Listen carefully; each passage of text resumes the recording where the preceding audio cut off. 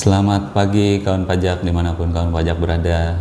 Kali ini KPP memang kembali mengadakan podcastnya KPP Pemangpat ya.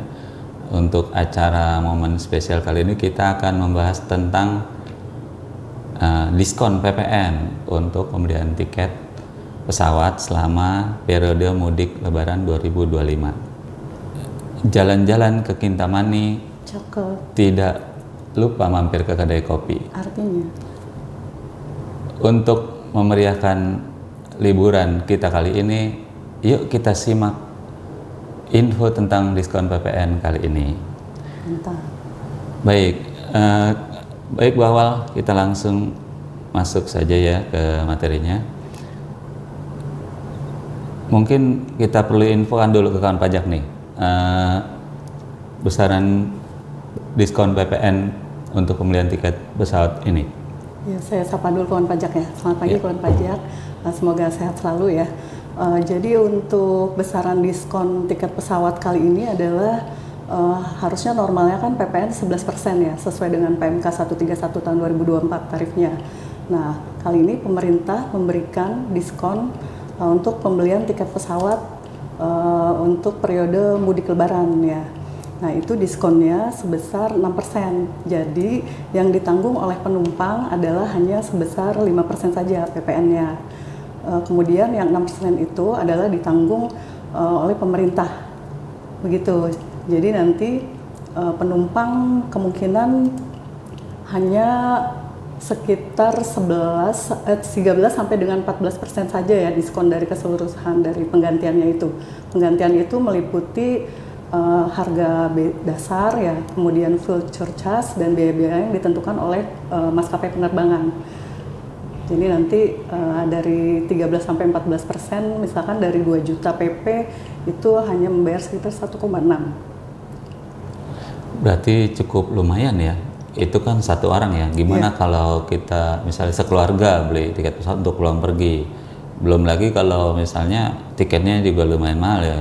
Mungkin untuk Indonesia bagian timur kan kita tahu range tiketnya itu bisa antara 2 juta ya, sampai 6 juta yang paling mahal. Itu untuk satu jiwa satu kali penerbangan. Gimana kalau jadi kan jadi jangan sampai lewatkan ya diskon. Ya, tapi kan kita perlu tahu nih kapan ya kan kita bisa memanfaatkan ini kan gitu untuk tiket penerbangan kapan gitu kan. Jadi untuk pemesanan pembelian tiketnya itu dimulai dengan tanggal 1 Maret 2025 ya, karena PMK ini kan ditetapkan pada tanggal 27 Februari. Nah, tiket yang sudah dipesan sebelumnya itu masih tetap memakai PPN dengan tarif 11%.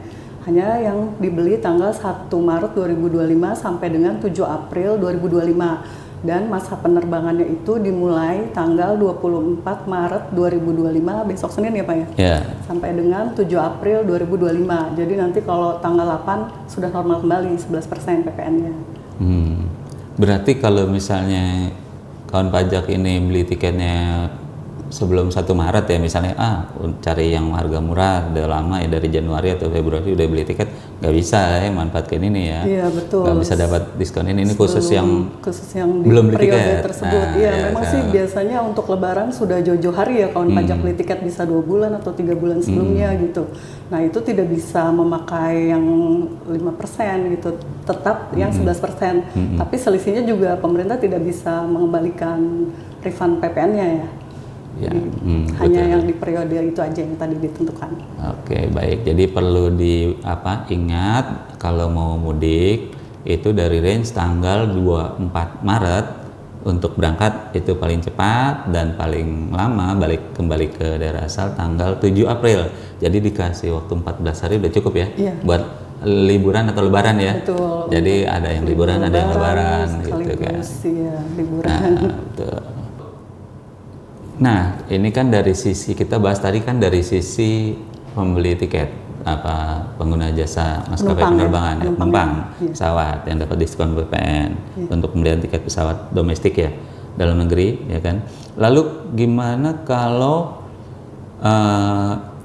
pengusaha yang melakukan penyerahan pengusaha kena pajak dalam hari ini maskapai penerbangan dan mungkin juga kalau misalnya maskapai penerbangan itu menjual tiket lewat e-commerce ya lewat perantara, tentu e-commerce yang menerbitkan faktur ya.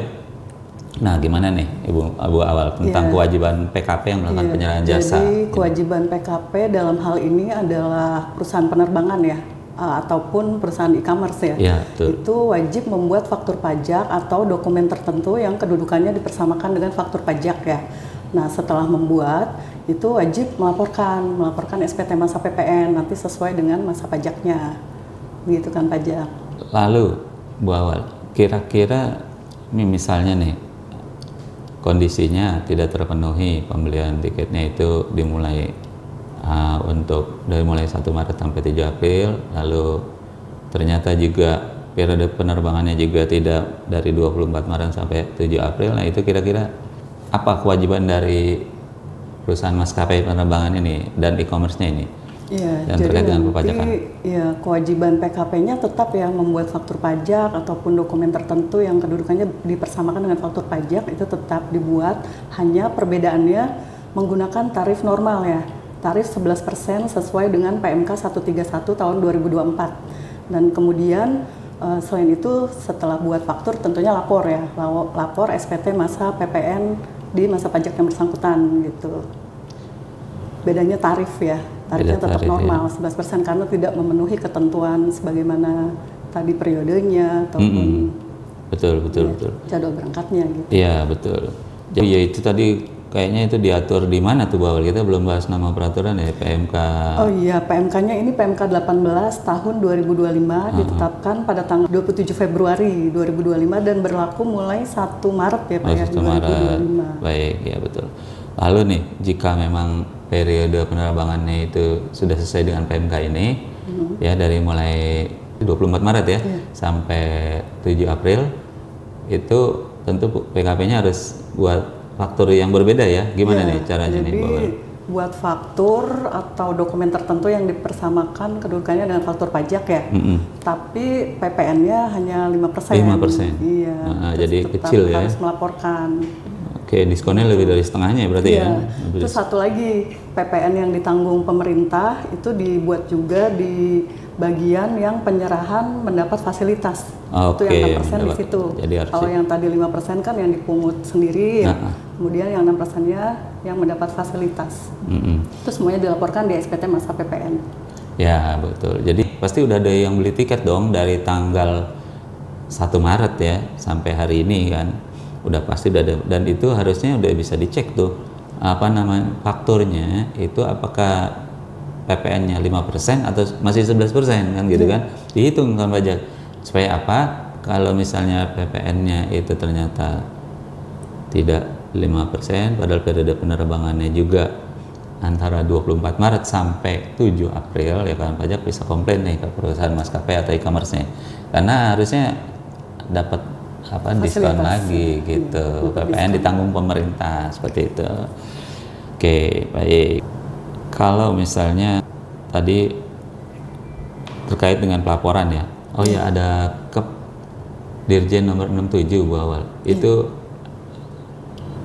mungkin kita sampaikan di sini sekalian ya, karena terkait dengan batas waktu pelaporan juga ya. Pelaporannya kan berubah ya, biasanya kan akhir bulan berikutnya ya. Misalkan masa pajak Januari itu dilaporkan tanggal 28 Februari ya harusnya, tapi karena ada Cap 67 itu menjadi 10 Maret ya. 10 Maret. Jadi untuk masa pajak Januari, Februari dan Maret itu semuanya berubah menjadi 10 bulan berikutnya ya. 10 Maret. Januari untuk 10 Maret, Februari untuk 10 April, kemudian Maret untuk 10 Mei ya 2025. Jadi kan pajak harus mantengin juga nih yang perusahaan-perusahaan maskapai ya, yang wajib melaporkan SPT PPN ya kan. Berarti harus mantengin deadline batas waktu pelaporan yang sudah ada relaksasi ya sesuai KEP Dirjen nomor 67 tahun 2025. Iya. Baik. Bagaimana tentang pelaporan itu sendiri? Apakah masih ada nih yang harus dilakukan oleh PKP dalam hal ini perusahaan maskapai ya terkait dengan kewajiban pelaporan SPT maskapai? Apakah masih ada kewajiban lain? Ya, jadi selain membuat faktur, kemudian melaporkan SPT masa PPN itu nanti pengusaha kena pajaknya dalam hal ini maskapai penerbangan ataupun perusahaan e-commerce ya, itu membuat daftar rincian transaksi. Nah, daftar rincian transaksi itu disampaikan melalui laman yang disediakan oleh Direktorat Jenderal Pajak. Dalam hal ini Cortex ya Pak ya. Cortex ya. Nanti akan disampaikan lewat Cortex. Kemudian ada batas waktunya nih, maksimal ya. Okay. Kalau per masa pajak kan tadi sudah disebut ya sesuai cap 67. Itu tanggal 10 kan ya. Tapi kalau untuk daftar rincian transaksi ini paling lambat tanggal 30 Juni 2025. Nah, kalau misalkan melewati batas itu, maka tidak akan mendapat fasilitas, Batal, tidak akan dapat diskon, iya.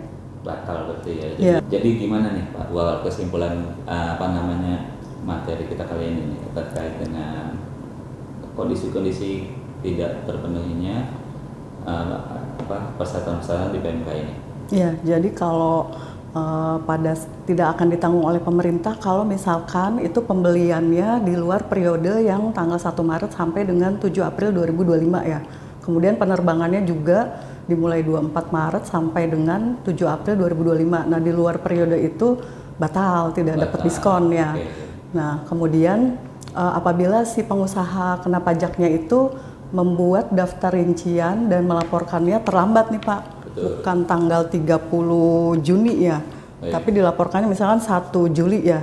Nah, itu tidak mendapat diskon juga. Ya, terus kemudian ada lagi nih, tiketnya kan ini khusus tiket pesawat kelas ekonomi ya. Jadi kalau yang pakai tiket kelas bisnis itu tidak dapat fasilitas, tidak dapat diskon. Jadi tetap 11%. Hanya yang dapat itu tiket pesawat kelas ekonomi yang berjadwal ya Pak ya. Jadi kalau untuk pesawat charter juga tidak dapat fasilitas itu. Oke, baik. Jadi perlu diingat ya Pak Pajak bahwa ini khusus untuk penerbangan domestik, bukan untuk penerbangan luar negeri ya.